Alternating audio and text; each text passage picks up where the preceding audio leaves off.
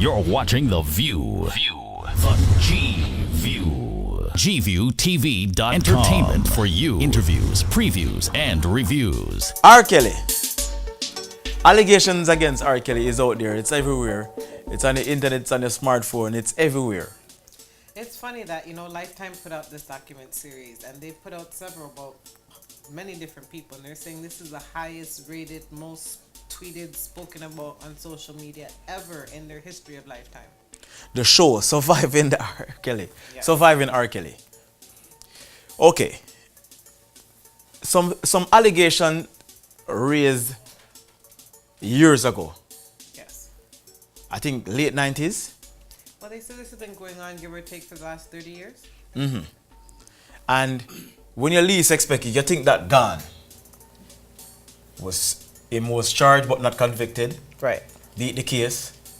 And we think the life went on, and there is more allegation coming up now. Right. Alleged. He's doing this, he's doing that. What you think is going to happen to R. Kelly now? You think this is the next case of Bill Cosby? Gaga, go at it. Well, as long as they have evidence, it can be. As long as these things can be proven, it can be. Mm-hmm. You know what I mean? Look at Bill Cosby. Years, we are talking about years. 70s. You know what I mean? 40 odd years. Yeah, and Bill Cosby is, when you look at Bill Cosby and the Cosby Show and the Huxtables, that's one of the best family show ever. Ever. You know what I mean? When you think about family and them come with them allegations and wipe him out. Who is R. Kelly? R. Kelly, to me, when you're talking about family and all of that, R. Kelly is nobody compared to Bill Cosby. And now there's a lot of people jumping on that wagon where you never see these people before. Mm-hmm. Some of the artists, you have some artists out there who are saying, okay, them anti-R. Kelly right now, mute R. Kelly, the hashtag mute R. Kelly. Them no want to hear R. Kelly. How do you feel now if you're going on a club and hear a R. Kelly play? Me personally, I think music is music, right? So take R. Kelly out of it. If let's say it was a teacher, right, and him Bill, or whatever, was a chemist or whatever, and he came up with a product that help your whatever, got rid of some disease or whatever, and him get charged for some crime with him do. You're gonna say even though that product is very good, it heal a lot of people, it get rid of them sickness, you're gonna stop use it? Because him make it? Well, that's a little bit extreme.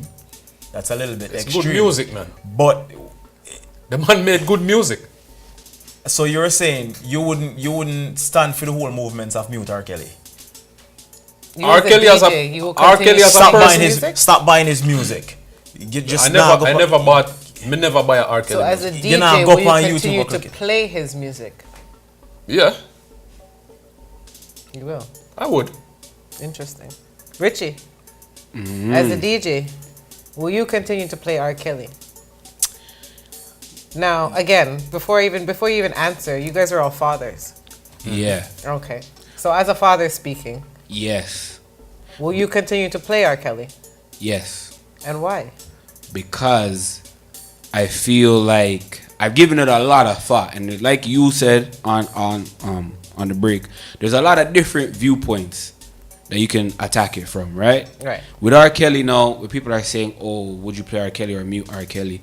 Fine. If you mute R. Kelly, you have to do it right across the board. So if you mute R. Kelly's music, you have to mute the songs R. Kelly wrote. You have to mute the collaborations R. Kelly did. You have to mute everybody else that's now being accused of similar things. Yep. So you'd have to mute Michael Jackson. Cause I remember saying him go through film thing, with Little Boy and definitely, Ray and one. one. So you have to mute Michael Jackson. Are about to come out again too with lots of people. They just came up with a video of Drake kissing a 17-year-old girl on And stage. fondling her on stage. And yep. touching her on the stage. No bad feel up, but you know what I mean? It was at a concert. So he's not groping her or nothing, cause it's in front of tens of thousands of people. But she was 17 at the time. You'd have to mute Drake. You get what I'm saying? So lots of people. Yeah, and then you have to dig up the ones them where just their documentary just didn't come out yet. Well, Sean and I were talking about this on the break, and if we even take it out of the R&B section and we bring it back to our own culture, and we bring it back to the reggae music, even within our own culture, there's a lot of people who maybe should have been muted too. And they never did. And they never did. So the question is, are we now going to take this broad board and kind of take everybody and weed them out now? Are we going to mute the cocotees and the fresh vegetables and the 2-year-olds? And are we going to do that and stop playing them in dance halls? And all the songs that R. Kelly wrote for other artists. Exactly. Are you going to mute those songs too? Yeah. Well, you know, I said to you, like, I was driving here and I was listening to a mix CD, and R. Kelly's song came on, Move Your Body Like a Snake, and I skipped over it. And in me skipping over it, like, my finger was on the button, and I stopped and I said, would you have done this a week ago prior to watching the documentary? And I probably wouldn't have.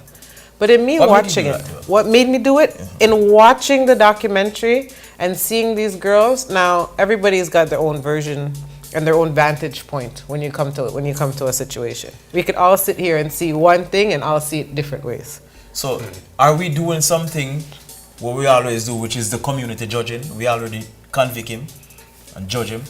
Well, he should be convicted and he should be condemned. Just give him and the... we don't give him the again in a court? In a court, yeah. Again, saying. Again, yeah. He was given his day in court, but R. Kelly at that time, it was...